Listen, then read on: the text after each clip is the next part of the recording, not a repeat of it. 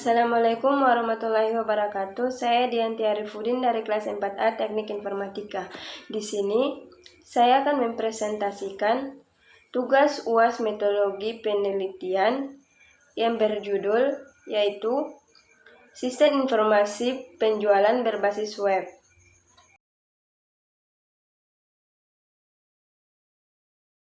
Latar belakang. Seiring dengan berkembangnya sistem informasi saat ini, banyak sistem informasi pada organisasi yang ingin mencapai tahap sistem informasi secara cepat, relevan, dan akurat. Model penjualan atau bisnis ikut terpengaruh dari perkembangan ilmu pengetahuan teknologi tersebut. Terlebihnya, dengan pesatnya pertumbuhan pengguna internet di berbagai belahan dunia, khususnya negara berkembang, sejauh ini banyak industri-industri penjualan, khususnya penjualan arloji, yang masih melakukan promosi dan penjualan melalui mulut ke mulut ataupun bentuk brosur, sehingga jangkauan promosi dan penjualan masih terbatas dan belum bisa meluas ke beberapa daerah. Bab 2, landasan teori. Yang pertama yaitu sistem informasi. Sistem berikut beberapa pengertian tentang sistem menurut beberapa para ahli yang dijabarkan di bawah ini. Menurut Tata Sutabri, sistem merupakan suatu bentuk integrasi antara satu komponen dengan komponen lain karena sistem memiliki sasaran yang berbeda untuk setiap kasus yang terjadi dalam sistem tersebut.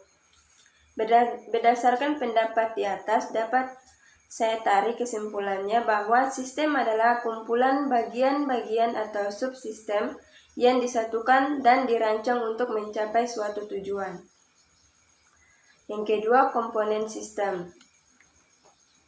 Suatu sistem terdiri dari sejumlah komponen yang saling berinteraksi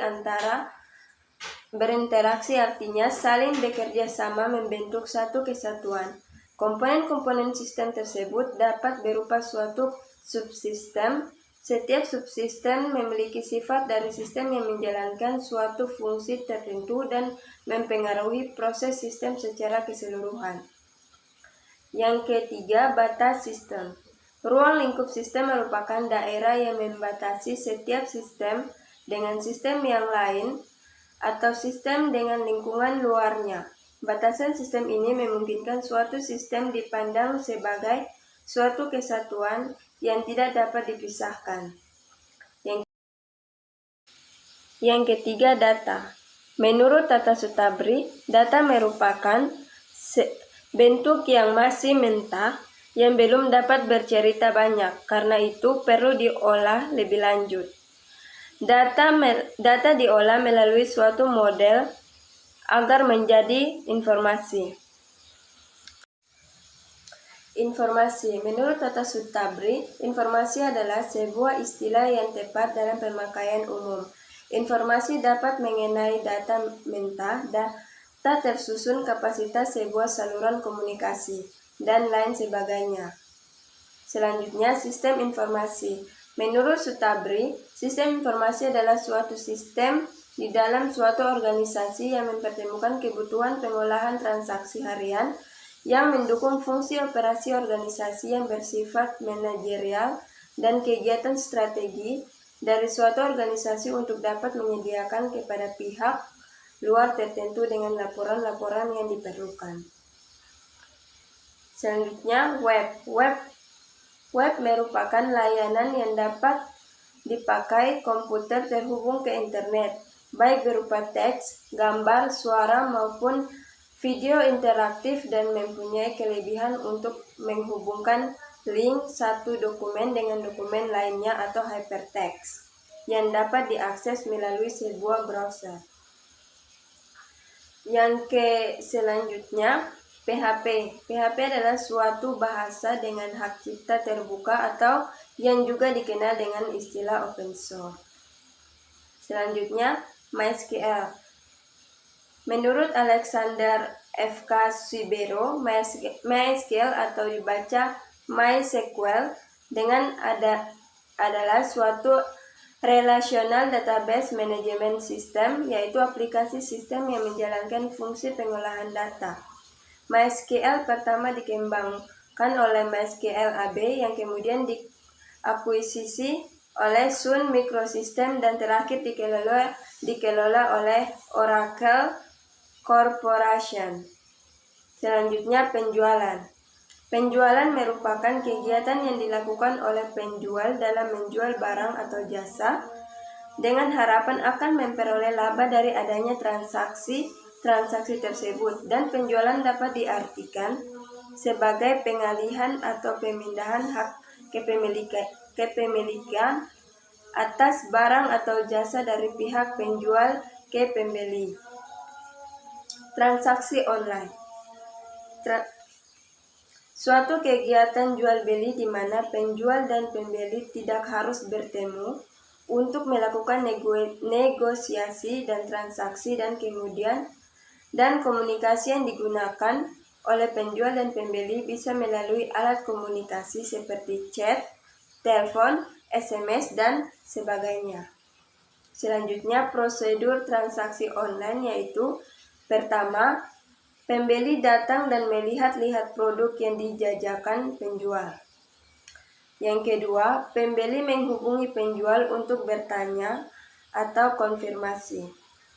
Yang ketiga, pembeli mengirim atau transfer sejumlah uang kepada penjual, lalu melaporkan setelah uang berhasil dikirim.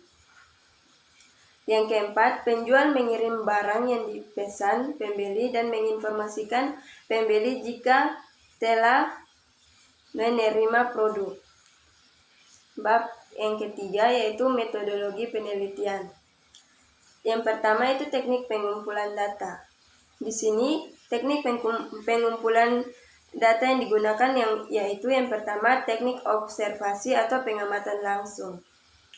Observasi dilakukan untuk memperoleh data dan mengumpulkan data tentang aktivitas dan kegiatan proses sistem manual penjualan, sistem manual persediaan barang secara langsung, dan mencatatnya di tempat atau objek yang akan diteliti, sehingga betul-betul tahu masalah yang akan dihadapi oleh instansi tersebut.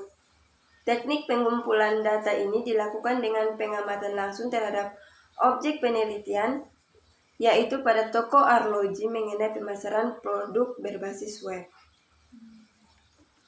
Yang kedua yaitu teknik wawancara atau interview. Percakapan itu dilakukan oleh dua orang pihak, yaitu pewawancara atau interviewer yang mengajukan pertanyaan dan yang diwawancara atau interviewer yang memberikan jawaban atas pertanyaan itu. Teknik ini diterapkan dengan melakukan tanya jawab secara langsung di toko arloji. Selanjutnya, analisis kebutuhan sistem.